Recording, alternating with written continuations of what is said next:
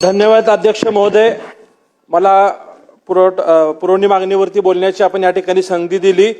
पाणी पुरवठा व स्वच्छता विभागाच्या पूरक मागणी क्रमांक Y2 एकूण बाब क्रमांक 432 पान क्रमांक 301 वर मी या ठिकाणी बोलण्यासाठी उभा आहे.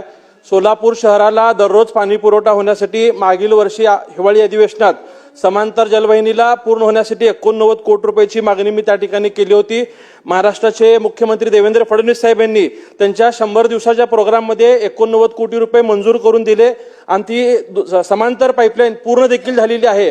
परंतु पाईपलाईन पूर्ण झाल्यानंतर एक बाब अशी लक्षात आली की शहराला रोज पाणी पुरवठा करणं अद्याप शक्य नाहीये. फक्त जे पाणी नदीवाटी येत होतं ते पाणी आता पाईपलाईन वाटी येत आहे. काही भागाला 3 दिवस आड तर काही भागाला 5 दिवस आड पाणी पुरवठा होत आहे. ही बाब मुख्यमंत्र्यांच्या निदर्शनास आणून दिल्यानंतर 7 मार्चला त्यांनी सोलापूरच्या समतोल पाणी पुरवठ्यासाठी एक बैठक विधिमंडळाच्या वेळेस घेतली होती.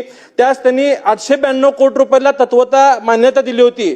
आज त्या 892 कोटी रुपयाच्या पाणी पुरवठा योजनेतनं सोलापूर शहराला नवीन 23 टाक्या बांधणे गरजेचे आहेत. त्याचबरोबर पाईपलाईन असतील. अध्यक्ष महोदय, या ठिकाणी संधी दिली त्याबद्दल आपले या ठिकाणी मनापासून आभार व्यक्त करतो.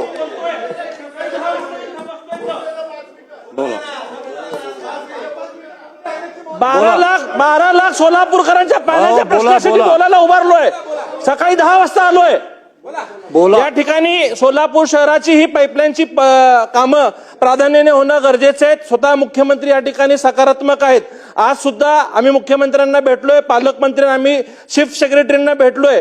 त्यांनी आम्हाला असं आश्वासित केलंय की या 892 कोटी रुपयाचं टेंडर या 4-8 दिवसात लवकरच काढण्यात येईल. परंतु माझी शासनाला अशी विनंती आहे की प्रथम टप्पा असेल किंवा द्वितीय टप्पा असेल, या दोन्ही टप्प्यासाठी शासनाने निधीची तरतूद या ठिकाणी करावी, जेणेकरून या 892 कोटी रुपयाचं काम वेळेत पूर्ण झाल्यानंतर सोलापूर शहराला रोज पाणी पुरवठा होणार आहे. यासाठी या शासनाने प्रयत्न करावे.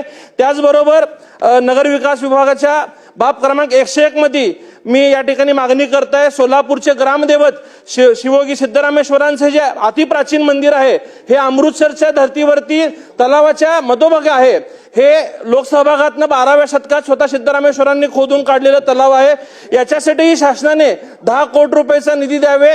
ईशान्य प्रवेशद्वार जे लक्ष्मी मार्केटच्या परिसरातलं अतिक्रमण काढून हा परिसर व इतर बाबी सुशोभित करण्यासाठी शासनाने 10 कोटी रुपयाची तरतूद यासाठी करावी. व महाराष्ट्र व देशातला जो धार्मिक भक्त सोलापुरात अक्कलकोट, पंढरपूर, तुळजापूरच्या दर्शनासाठी येतो, त्यांना सिद्धरामेश्वर मंदिराचा प्रसार होऊन अमृतसरच्या धर्तीवरती या मंदिराचा विकास होण्यासाठी मी मागणी या माध्यमातून सरकारला करतो. आणि आपण या ठिकाणी मला बोलण्याची संधी दिली. धन्यवाद.